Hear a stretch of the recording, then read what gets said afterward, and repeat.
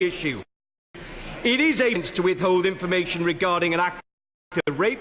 The legislation does not distinguish between a victim and a third party who is made. Each is potentially liable to prosecution. How on earth countenance making women in Northern Ireland who are subject to rape imprisonable under the law? How can she accept that?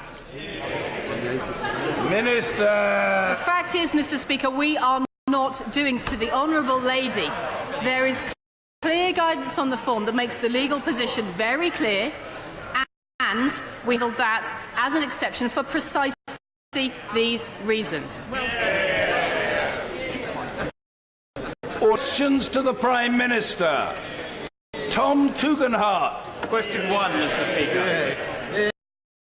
Thank you, Mr. Speaker, and I'm sure that members across the whole House will wish to join me in congratulating the Queen and Prince Philip on their upcoming platinum wedding anniversary this coming Monday.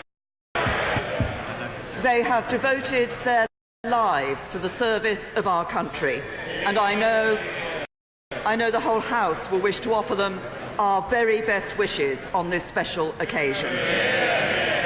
Mr. Speaker, this morning I had meetings with ministerial colleagues and others. In addition to my duties in this House, I shall have further such meetings later today. Tom Tugendhat. Thank you, Mr. Speaker. My right honourable friend's stewardship of the economy and her predecessor's excellent work in making sure this economy grows has seen confidence grow despite the troubles and tribulations that have been set before us. Our debts have now come down and our debts are oversubscribed. Will she take this opportunity to invest in our economy and perhaps even take the chance to build more homes? My honourable friend makes a very important point about investing in infrastructure, and he refers to housing particularly. But we are doing exactly that. I mean, that's why we've seen over £250 billion in infrastructure spending since 2000. We're putting in another £22 billion from central government for economic infrastructure. We're seeing billions of pounds on rail projects, the biggest road building programme ever for a generation. That's this country, this government, building a country fit for the future. Jeremy Corbyn. Thank you, Mr. Speaker. I join the Prime Minister in wishing Her Majesty and Prince Philip a very happy platinum wedding anniversary. Mr. Speaker, the thoughts of the whole House with the victims of the devastating earthquake that hit Iran and Iraq on Monday, leaving hundreds dead and thousands. I hope the government is offering all necessary emergency help and support that can be used to save life.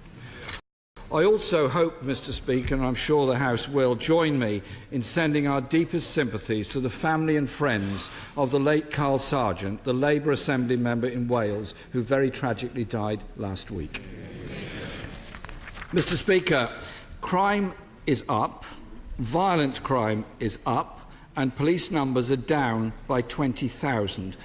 Will the Prime Chancellor, who I note this week is sitting absolutely next to her, so it'll be easy for her to make this demand on him, to provide our police need to make communities safe? Prime Minister. Well, firstly, the Right Honourable, he raised 3 points there. First of all, on the earthquake that took place in Iraq and Iran, we are monitoring this devastating earthquake. We know our thoughts are with all those who've been affected by it.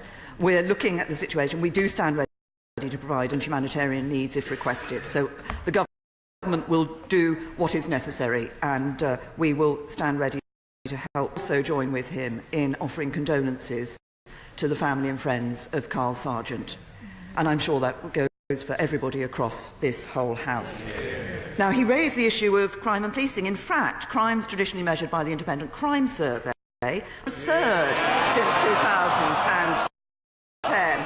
We have been protecting police budgets, and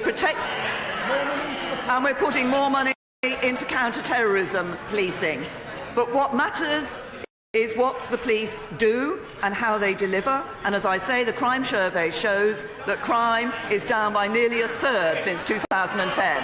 Jeremy Corbyn. Mr. Speaker, I've been following some of the tweets from some of her friends along the front bench over there. And one of them, and I quote, says, "Very disappointed and mystified at the closure of Uxbridge Police Station."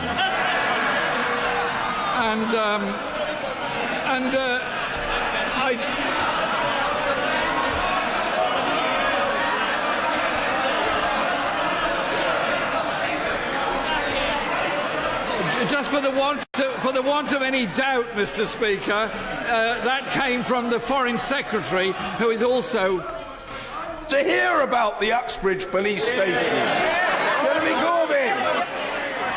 Well, I'm very pleased you do, Mr. Speaker, because the Foreign Secretary is so excited he won't even hear the answer. The real reason, Mr. Speaker, is that it's closing because of a £2.3 billion cut from police budgets in the last Parliament, and it gets worse. They're going to be cut by another £700 million by 2020. Mr. Speaker, under this government, there are 11,000 fewer firefighters in England since 2010. And last year, deaths in fires increased by 20%. In the wake of the Tower fire, the Prime Minister was actually very clear when she said this could not be allowed to happen again and money would be no object to fire safety. Will she therefore now back the campaign to provide £1 billion to local councils to retrofit sprinklers in all high-rise blocks? Prime Minister.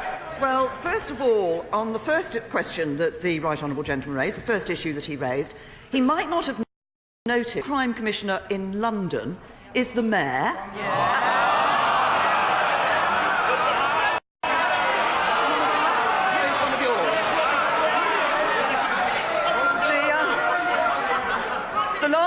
The last time was a Labour Mayor of London. Although perhaps the leader of the Labour Party thinks he's not Labour enough for him and his brand of Labour. But let's be very clear. Let's be very clear about funding for the Metropolitan Police. There's more money and more officers for each Londoner than anywhere else in the country. That's the reality about funding for the Metropolitan Police. Now, he has asked about the issue of fire, and we absolutely take what happened, the appalling tragedy of what happened at Grenfell Tower, seriously, and that's why I set up the public inquiry. It's why my right honourable friend, the Communities Secretary, has set up already in work taking place on the fire regulations and the building regulations to ensure that we do have those right. And it's why we continue to support Kensington and Chelsea Council in ensuring that we deliver for those who have been victims of this awful tragedy. But he asks about sprinklers. And of course, we do want to make sure that homes are fit for those who live in them. There is a responsibility on building owners in relation to that, and some owners do retrofit sprinklers, but there are other safety measures that can take place. But perhaps he ought to look at what Labour councils have said about this. Haringey Council rejected calls to fit sprinklers, saying what matters is introducing the right safety measures. Lewisham Council say they need to weigh up the issues, because fitting sprinklers can involve fire compartmentalisation, which is another safety measure. Lambeth Council said there were issues retrofitting sprinklers and questions about how effective they were. Even Islington Council say they need to look at how effective sprinklers would be. Jeremy Corbyn. Mr. Speaker, the coroner after Lacknell House thought that fitting a right thing to do. The chief fire officer thinks it's a right thing to do. Those local authorities that have asked government,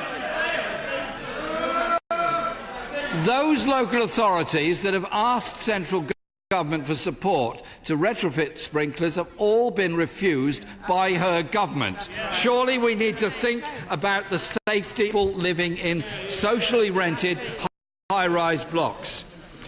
Yesterday I was passed a letter, Mr. Speaker, from a lettings agency in Lincolnshire, where universal credit is about to be rolled out.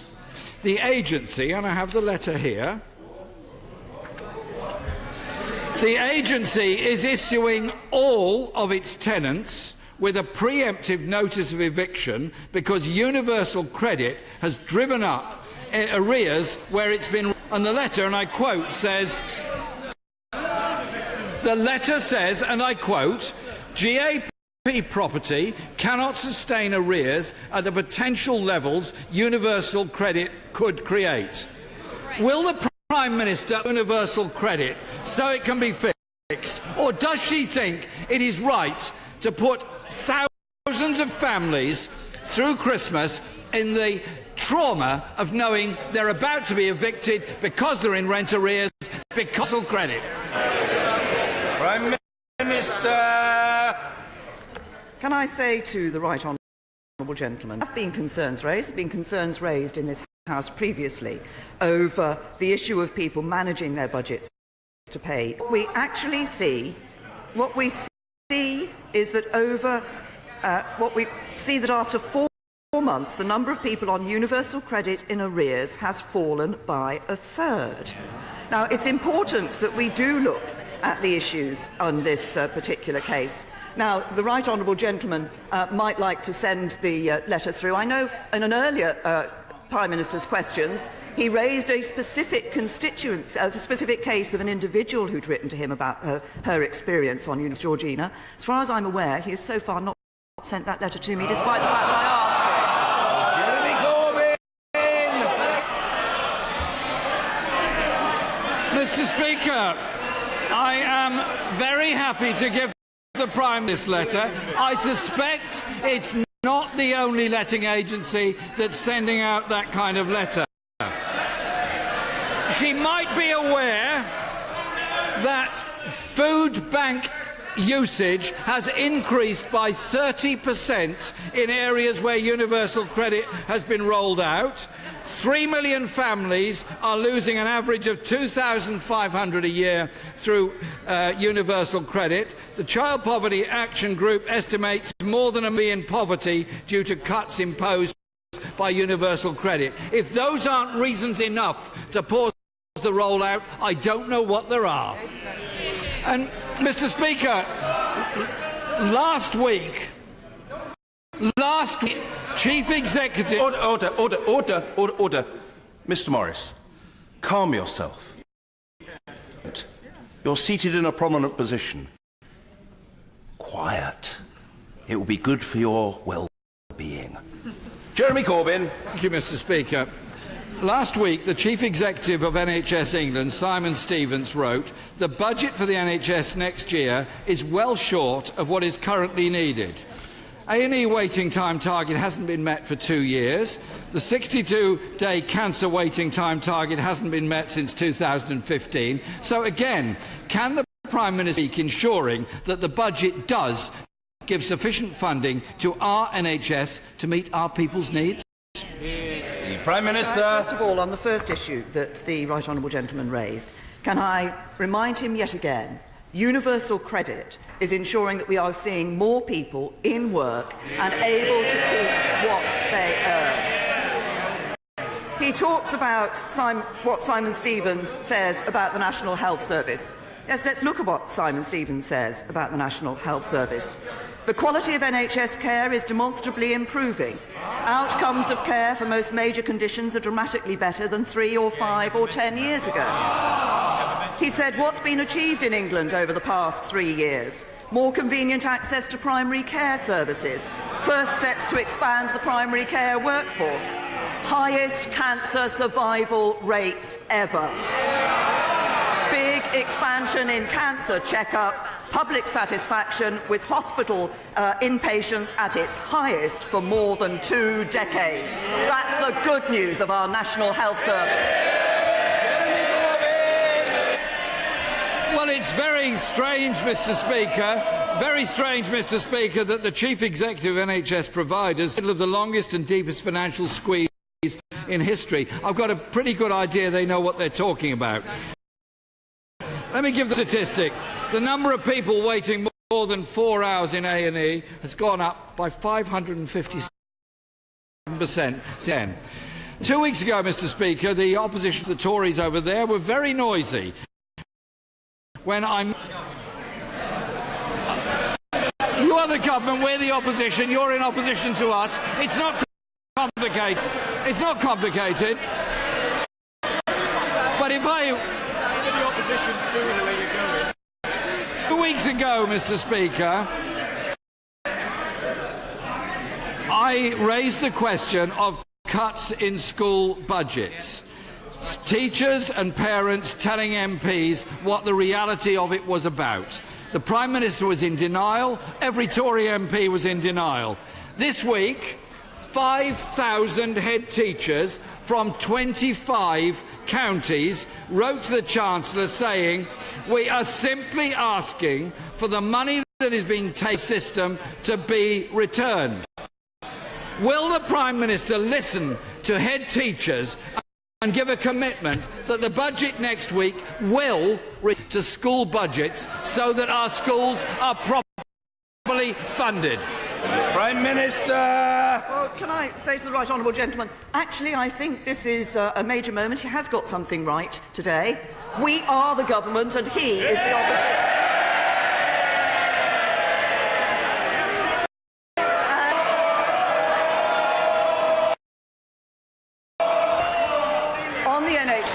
On the NHS, there are 1,800 more patients seen within the 4-hour A&E standard every single day compared to 10.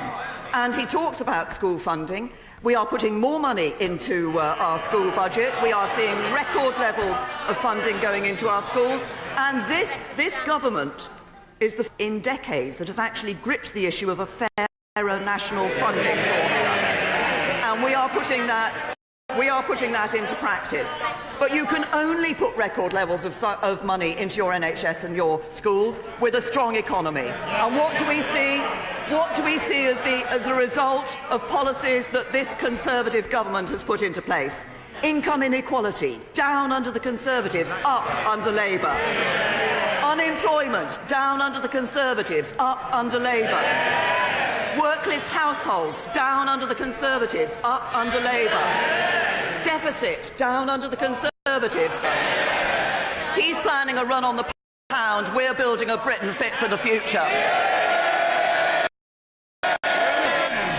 Mr. Speaker, I would have thought that 5,000 head teachers would have a pretty good idea about the funding problems of their schools and a pretty good idea of the effect of government cuts on school budgets, on their staff and on their students. Indeed, the IFS says that school funding will have fallen by 5% in real terms by 2019 as a result of government policies. Mr. Speaker, public services in crisis, from police to the fire service, from NHS to children's schools, while a super-rich few dodge their taxes. Ah, yes. The government sits on its hands as billions are lost to vital public services. The Conservatives cut taxes for the few and vital services for the many.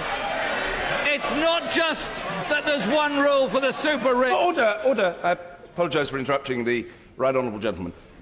Both sides of this House will be heard. And the idea that when somebody's asking a question, there should be a concerted attempt to shout that person down, totally undemocratic and completely unacceptable from whichever quarter it comes. And I would just ask colleagues to give some thought to how our behaviour is regarded by the people who...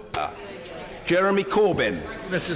Speaker, quite simply, isn't the truth that this is a government that's super rich, while the rest of us pick up the bill through cuts, austerity, poverty, homeless wages and slashing of local services all over the country? That is the reality of a Tory government. Prime Minister.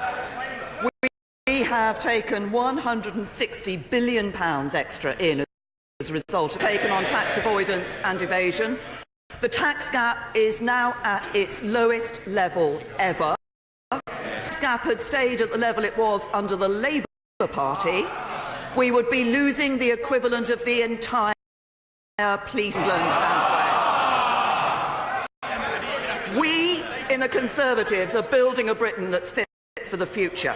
The best Brexit deal, more high-paid jobs, better schools, the homes our country needs. Tracked on Brexit, they've gone back on their promise on student debt, and they would cause and lose control of public finances. I say to the right honourable gentleman, momentum to his party, but he brings stagnation to the country.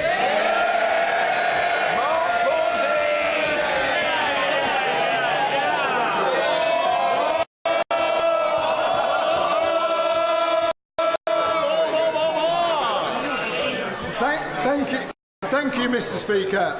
In April 2015, the residents of Brownsover saw their only GP surgery closed in an area of once had significant challenges, but thanks to the great work of local councillors has been regenerated. My constituents did short-term pain for the long-term gain of a new surgery that would open the following summer. Regrettably, the project still hasn't yet started, so I wonder whether the Prime Minister might meet with me and Brownsover Patients Action Group to consider the slippage in this much-needed facility. It is too long. Well, my honourable friend is right to raise this important issue for his constituents. I've been assured in this particular case that all the local health organisations do remain fully committed to this project. They're confident it will bring benefits to the local population in the long term, but I fully understand the frustration that my honourable friend has at the delays that have taken place. I understand he's going to be meeting representatives of NHS England and NHS Property Services later this month. It's those two organisations that are best placed, they're in the best position to ensure that this project is progressed as quickly as possible, and I hope that there will be some positive news coming out at that meeting. But as my honourable friend has raised the issue of access to local health services, Mr. Speaker, I would like to take this opportunity as well to say how important it is. This is an important issue for people around this House and outside of this House. Health services, I want to make sure that everybody that's entitled to a flu jab this year goes and gets one. I've had one as a type 1 diabetic, and I hope everyone in this House is encouraging their constituents who are entitled to those flu jabs to get them. Ian Blackford. Thank you, Mr. Speaker. Can I join with the Prime Minister and the leader of the Labour Party in congratulating the Queen and Prince Philip for the impending platinum anniversary of their wedding? Can I also, I'm sure the House would want to join me in welcoming the presiding officer of the Scottish Parliament who is in the gallery today. Does the Prime Minister agree with me? Incredibly proud of our emergency services, that they do a heroic job, often putting themselves in danger to keep us all safe.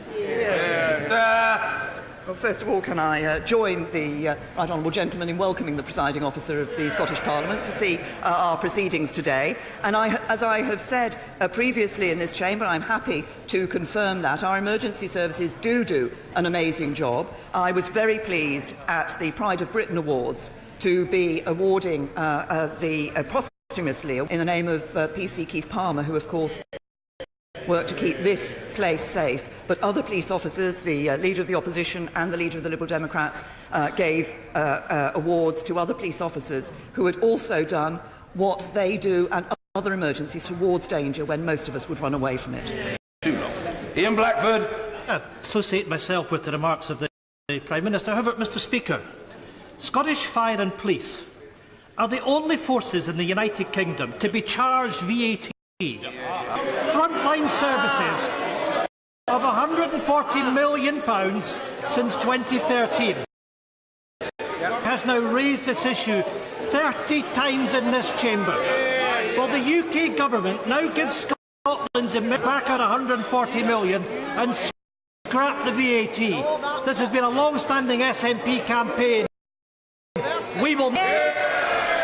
The Prime Minister. Right honourable gentleman, as the Chief Secretary has made clear that officials in HMT will look at this issue and they'll report on it in due course. I'm pleased to say that very constructive representations have been made by my Scottish colleagues on the Conservative approaches on this particular issue. But let's just be clear, because the Right Honourable Gentleman knows this, that before the Scottish Government made the decision to make Scotland's police national rather than regional bodies, they were told that this would mean that they would become ineligible for VAT refunds, and they pressed ahead despite knowing that. Oliver Dowden! Grandparents have a vital role to play in the upbringing of their grandchildren, something at a time of rising life expectancy they are better equipped than ever to fulfil. Does the Prime Minister therefore agree with me that we should send a strong signal from this House, not only that there should be a presumption in their favour when it comes to adoption, but they should also be intimately involved in those decisions, something that I have seen has been sadly lacking in my own constituency? Well, can I say that, like him, I have seen grandparents in my constituency, through my constituency surgery, who've been concerned about decisions that have been taken in relation to their grandchildren when they themselves were willing to provide that home and support for them. So he has an important issue. There is, of course, already a duty on local authorities in legislation to ensure that wherever possible children are raised within their family. Statutory guidance does make particular reference to grandparents, but adoption agencies must also consider the needs of the child first. Each case will be different, but I think the message he's giving of grandchildren being able to be brought up in their family is a good one. Drew Hendry. Had the Prime Minister accepted my invitation to the Universal Credit, she would have heard harrowing testimony from constituents in multiple agencies alike, including Macmillan Cancer Cab Partnership, who told not only of patients dying whilst awaiting their payments, but they are now forced to self-declare that they are dying even if they didn't want the doctor to tell them their fate. Will she stop this wait and end this cruel condition? Prime Minister.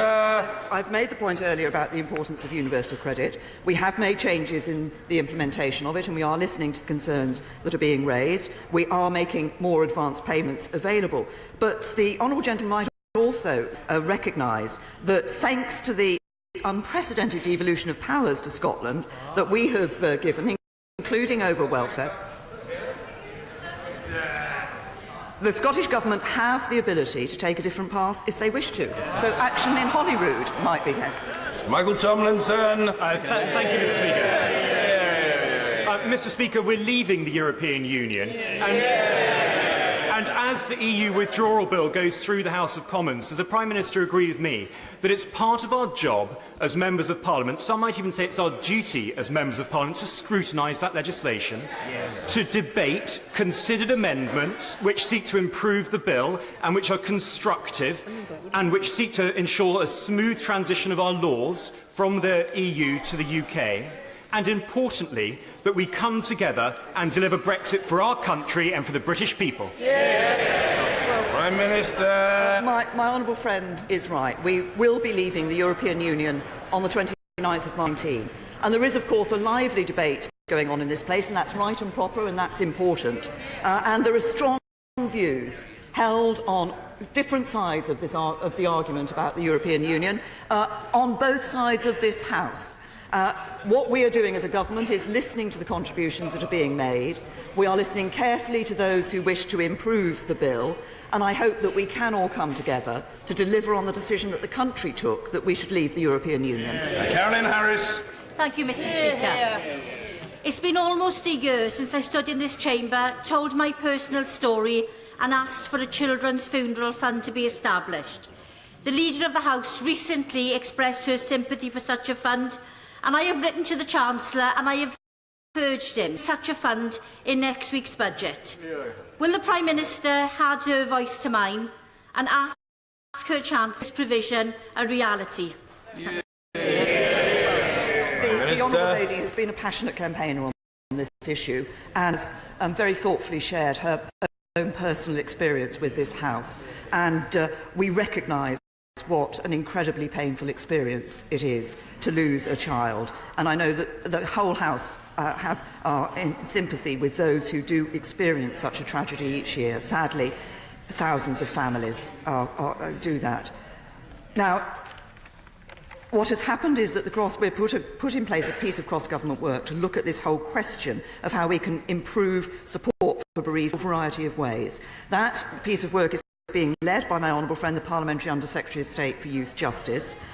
We are already supporting the private member's bill on parental bereavement that my honourable friend, the member for Thurston Moulton, has introduced. We are making it easier for parents to apply for financial support. And we are also ensuring that support from across government is brought together so it's easily accessible for bereaved parents at what we know is a very difficult time.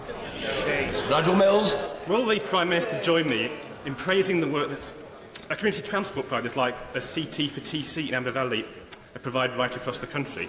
And can she intervene to sort out the threat to the permits they use as not-for-profit providers that threatens their services going forward? And in the meantime, can she issue guidance that confirms there is no need for local council to take enforcement action until that consultation is complete?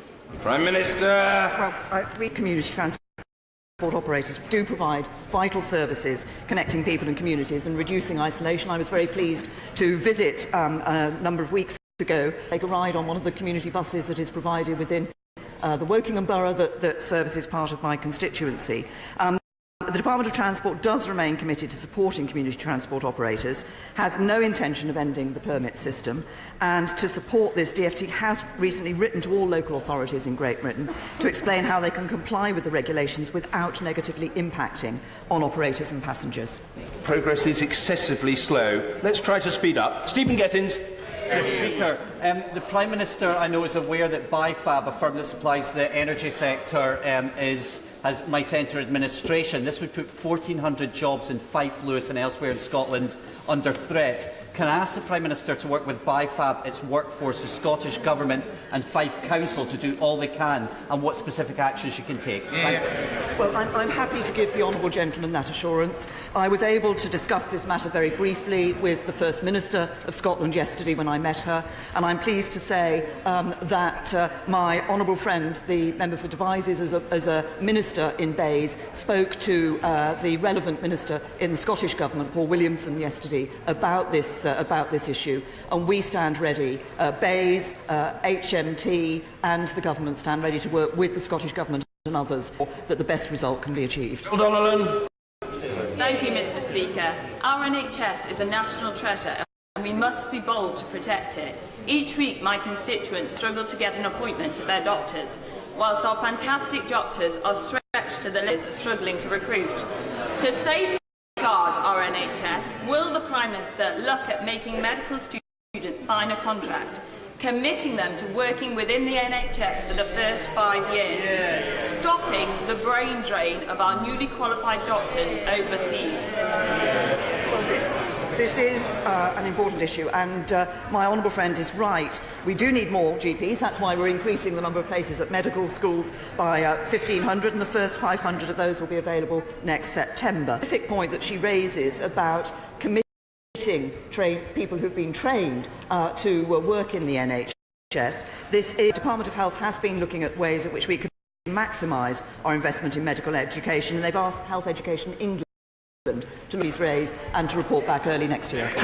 Mr. Speaker, the Foreign Secretary told this House he'd seen no evidence of Russian interference in UK elections and the referendum. Yet on Monday, the Prime Minister warned Russia not to meddle in Western democracies, and today The Times reports that fake Russian Twitter accounts churned out thousands of messages in an attempt to influence the referendum result. Has the Foreign Secretary not been kept in the dark on the intelligence? Has he not read it? Or is he will she now stop dragging her feet and set up the Intelligence and Security Committee to look urgently into the Kremlin's attempts to undermine our democracy? Prime Minister. The Honourable Lady is right that I spoke Monday about the issue of Russian interference in elections. We have seen that in a number of taking place in a number of countries in Europe. All very well, Labour members pointing to the Foreign Secretary. He made a specific point about what was happening here in the United Kingdom.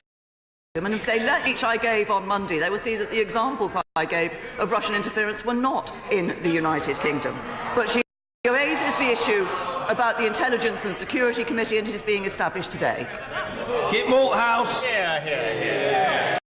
Speaker, the harmful aspects of the internet are now causing a series of social policy emergencies, particularly amongst young people. While parents across the country will welcome the engagement of the Home Secretary with the industry on these issues, could the Prime Minister tell us when we can expect legislation with real teeth that recognises that our children only have one chance at childhood? Prime Minister. I say, my honourable friend, I know, has taken a particular interest in this issue and ensuring that we are giving the support and security of young people on the internet that, as he says, is so necessary. We are considering a range of options on this issue. Last month we published our internet safety strategy. We're consulting on a number of measures like a social media code of practice, social media levy and transparency reporting. But we do need to take action to protect internet users, especially young people, who's considering a sanctions regime to ensure compliance, as we indeed said in our party manifesto. Mary Rimmer. Speaker, Prime Minister, in the past month, both Adam Ellison and Tommy Grace have been fatally stabbed in Prescott, in my constituency. This is part of an increase in violent crime of 20% in the last year. Since 2009, Merseyside Police has lost over 1,700 frontline staff. That includes over 1,000, that's more than 1 in 5 police officers. 82 million have been cut to now, with a further 18 for 21 to 22.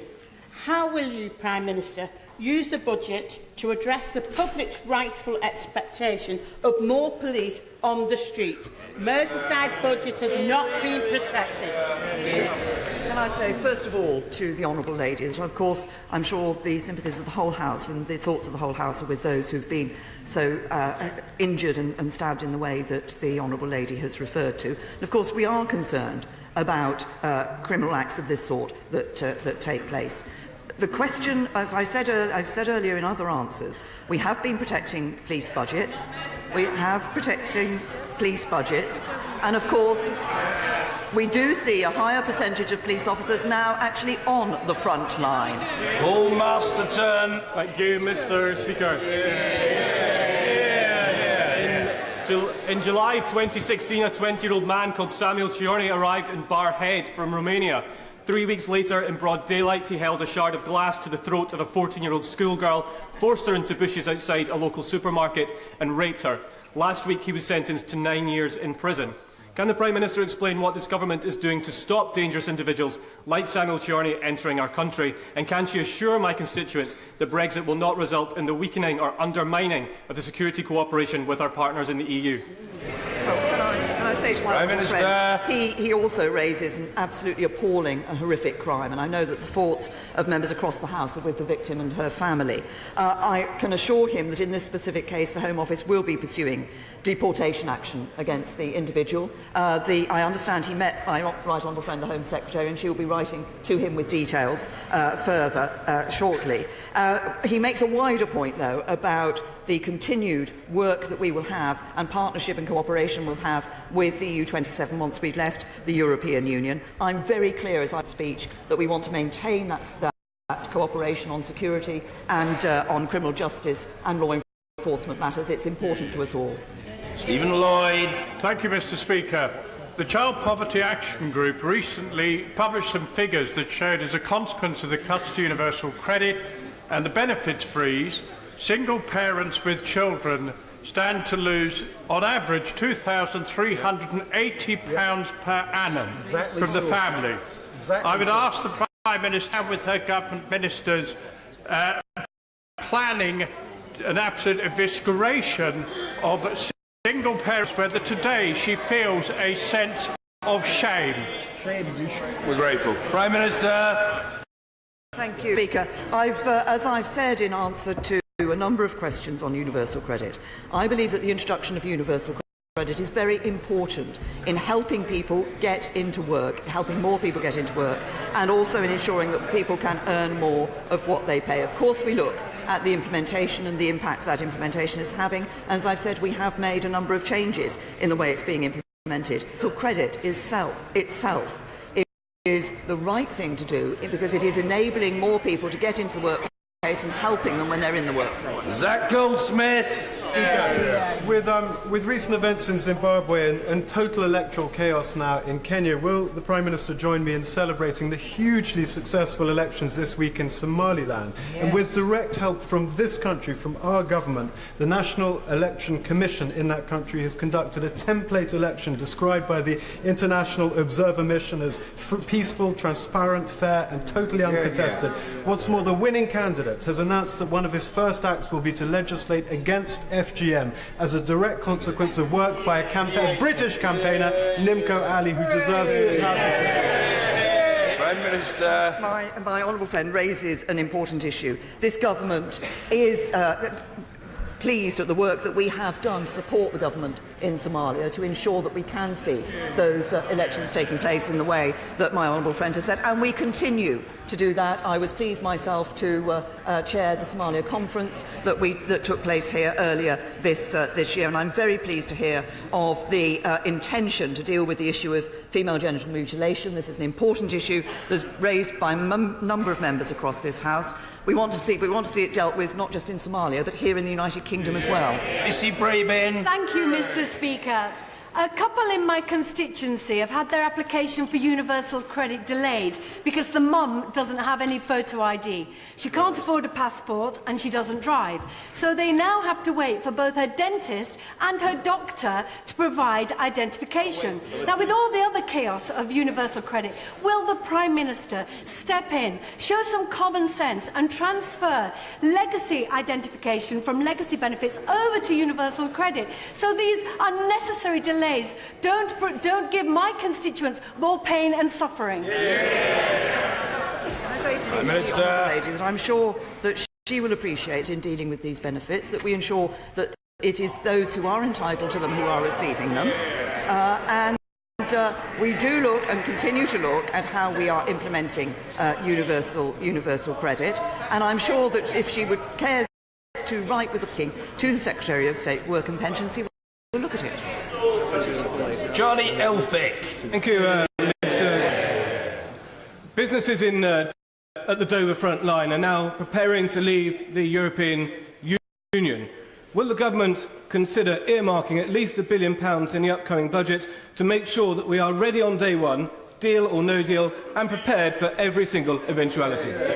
Prime Minister. I thank my honourable friend for his question. And obviously, in his constituency, the rations for the position when we leave the European Union is very tightly felt, and there's great appreciate why that is the case.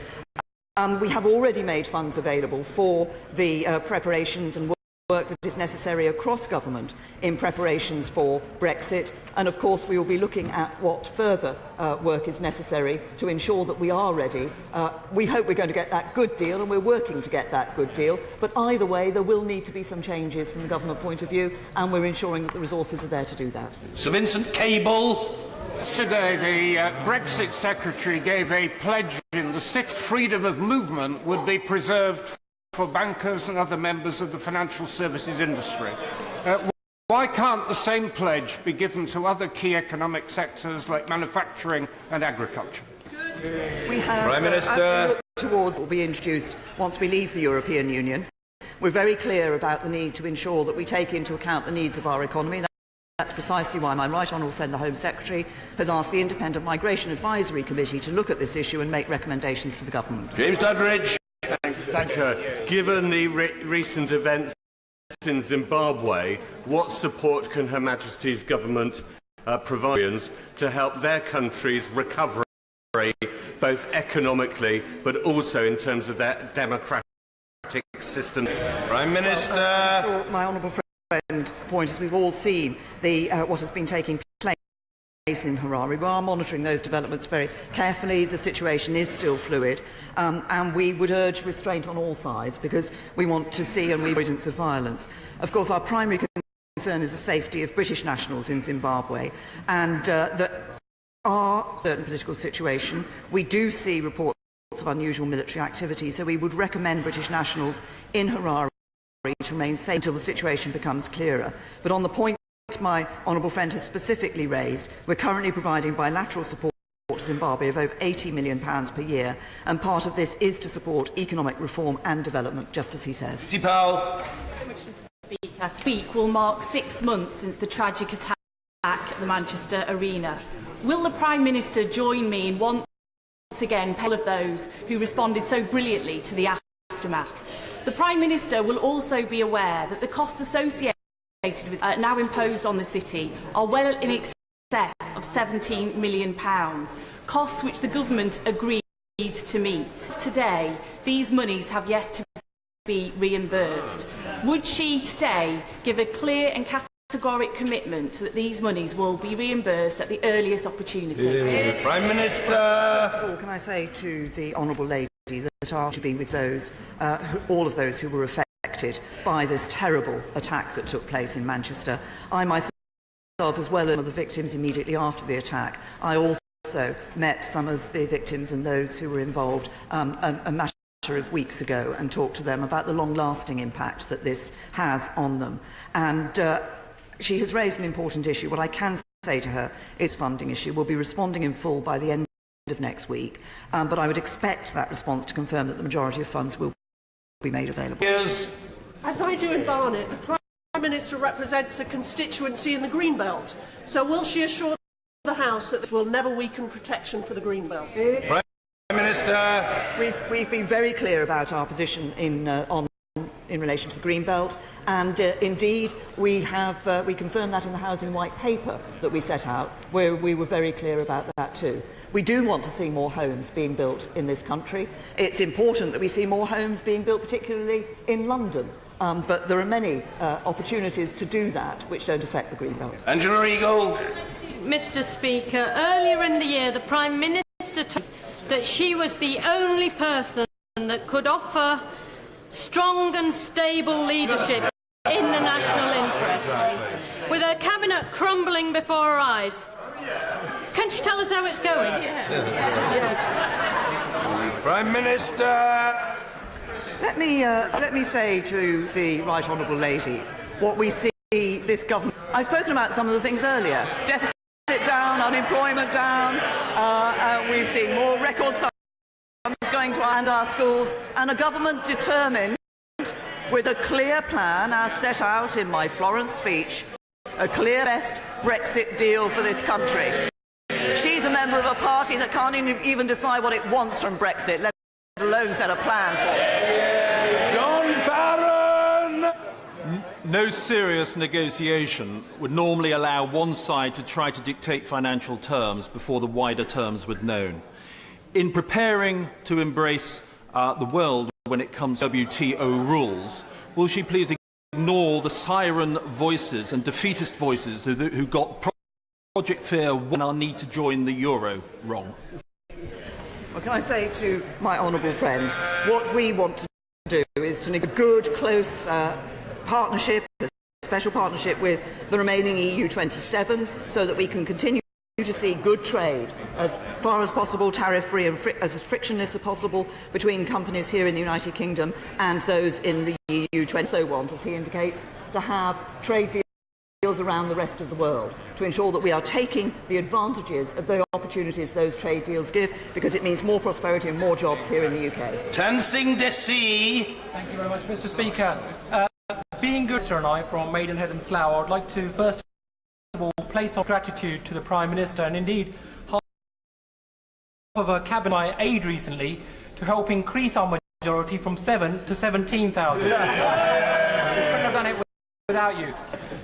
Mr. Speaker, constituents, businesses and unions in my constituency feel very aggrieved that various initiatives have seen little or no progress. The electrification of the train line between Slough and Windsor.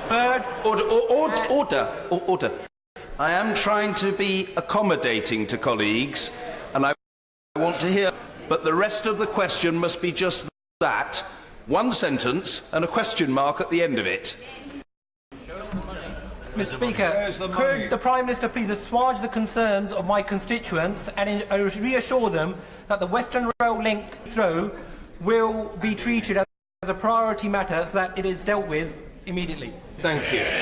Thank you.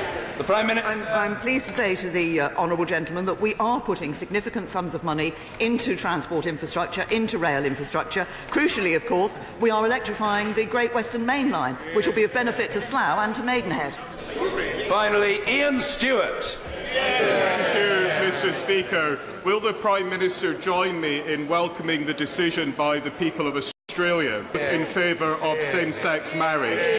And does she share my hope that the Government of Australia will quickly legislate to introduce it and follow the lead set by this House? I'm very happy to join my honourable friend in welcoming that vote in Australia. I was proud, as I know he and other colleagues were, when we passed legislation here in this House to enable same-sex marriage here in the United Kingdom. I hope the Australian Government will indeed take that vote and act on it very soon. Thank you.